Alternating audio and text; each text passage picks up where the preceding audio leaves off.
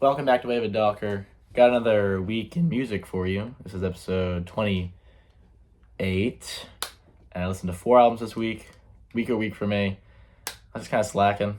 I was busy, work, not really want to listen to an album and break it down. But yeah, 4 albums. 4 good albums.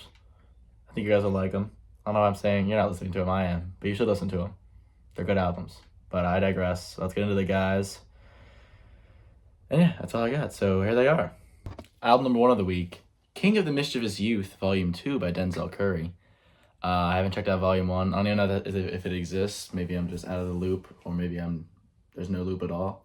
But yeah, it came out this past Friday, 34 minutes long, nice and tight. I love Denzel Curry. I really enjoyed Melt My Eyes, See Your Future. Wasn't that big a fan of Taboo, but there's some tracks on there that I enjoy, but as a whole project, I definitely enjoy Melt My Eyes, See Your Future, Melt My Eyes, See My Future, Melt My Eyes. Is that what it is? Yeah. Yeah, it is. But yeah, I enjoyed those albums. And then the other one, Race in Front of the Car, with like Speedboat on it. I don't know. I like Denzel Curry. I think he's a really innovative and creative artist. I thought this was a neat project. A lot of features on it. A$AP Ferg and Ty Dolla $ign being my favorites. I really like Ty Dolla $ign's features, especially when it does it with like Vince Staples and shit. But yeah, I thought this album was dope. Yeah, I mean, it was just I think it's just a neat trap album. Like I think Denzel Curry just does some really cool things with production and vocals, and his songs just kind of amp you up.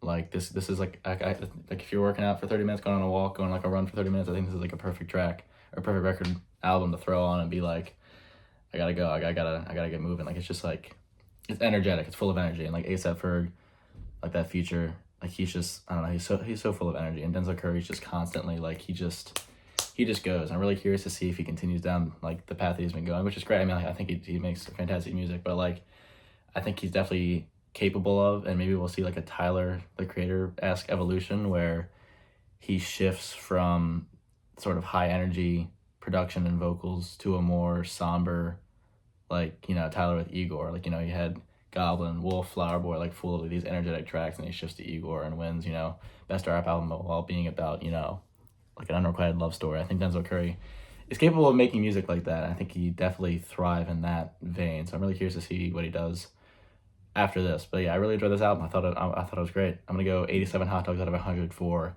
King of the Mischievous Youth, Volume 2. On to the next album. Album number 2 of the week, Johann Sebastian Baklava, The Doctor by Action Bronson.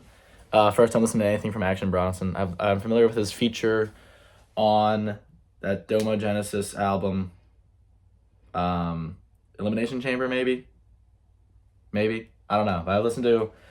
I've heard some of his features, and I'm familiar with his gimmick. There's that whole Twitter account called Accidental Bronson, which is funny tweets that sound like Action Bronson lyrics. And I thought it was, the account was gonna be hyperbole, but it wasn't. This album was fantastic. The production was insane, and there were a gajillion lyrics on here that I'm just like, dude, this guy is awesome. I'd love to meet Action Bronson and just shake his hand, because the way that he just flows on these beats and the creativity in his lyricism is just incredible. Like he had a lyric just like he said, just Dikembe Mutombo jersey, talked about Satchel Paige's old baseball mitt. Like he was just, I don't know, he was doing really cool stuff, and I just had a lot of fun listening to this album. Cool cover as well, but I mean, man, the production was insane. There's like a track early in the record that was reminiscent of like some like 70s like jazz fusion, and I was like, dude, this is awesome. Like I just had such a fun time listening to this. And like I said, like his lyrics are dope, production's cool, and he just, I don't know, I feel like he just has fun in the studio. I'd love to meet this dude. He just seems super dope. I'm gonna go 91 hot dogs out of 100 for Johann Sebastian Baklava, The Doctor by Action Bronson. On to the next album. Album number 3 of the week, Shelter by Alice Phoebe Lou. First album I checked out from her. She's touring with Clairo on her Charm Tour, so maybe I'll see her live whenever I buy tickets for that Clairo concert. But yeah, I thought this album was really, really neat. I can see why, Clairo really dug her. She says that, she's a genius. And I need to check out more from her, but I was really intrigued because I feel like she's going a little bit against the grain in terms of,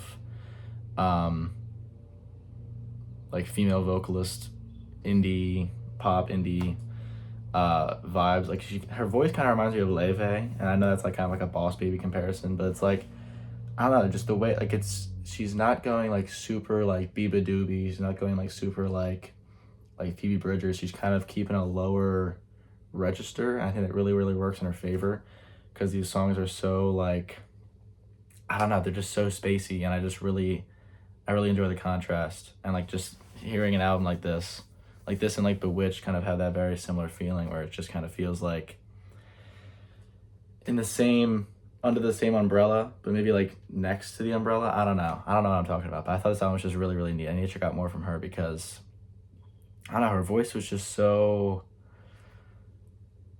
intoxicating, I guess. I don't know. I was really I really loved it. I thought this album was really cool. I'm gonna go 88 hot dogs out of 100 for Shelter by Alice Phoebe Lou. I kind of just said nothing in that a minute and a half, but whatever. Good album. Check it out. On to the next one.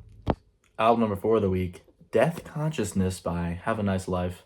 Came out in 2008, coming in at an hour and 24 minutes long, which is just like a lot. You know, I usually like my, you know, tighter, more compact albums that I can get a nice quick listen to on a walk or just doing something, but this was like, you know, an investment. I went on a walk, played Fortnite, played college football, and this was just in my ears, and it was just, whew. It reminded me a lot, like this is like, you know, it's another Boss Baby, you know, comparison here, but I mean, The Glow Part 2, just like a long, spacious, you know, elements of shoegaze, like the way that they affect the mic. But I mean, this is just two dudes, and they rocked it. Like that first track really sets the mood for it. Just like a really spacey, you know, primarily just guitar. It really just sets the tone for the rest of the record. And it was just, I mean, I thought this album was fantastic. It just, whew, I don't know. It's just, oh my God. I keep saying it's just, but I don't know. It was just really neat. And I like shoegaze stuff, and this has elements of shoegaze. I love the way that they, you know, the mic effects, the guitar, and this whole thing was just super tight, and I really dug it. I'm gonna go 94 hot dogs out of 100 for Death Consciousness by Have a Nice Life. And the cover is really dope too. Like it's of that famous painting. I can't think of the name of it, but I recognize that. I just think that's really cool. Like, you know, I like seeing, you know, classic Renaissance paintings as album covers, like, you know, the West Side Gun album. You know what I'm talking about, Pray for Paris. But yeah, I thought this album was dope. Really good. On to the next one. And now I'm back. Hope you guys enjoyed that really counter. Someone in the comments said I should count how many times I say really, because I say it a lot. I found. I think it was like 22 times in that whole video, 20 times. That's a lot, I think, personally. But yeah, hope you guys enjoyed Week in Music episode 28. I'll see you guys in the next video. Peace out.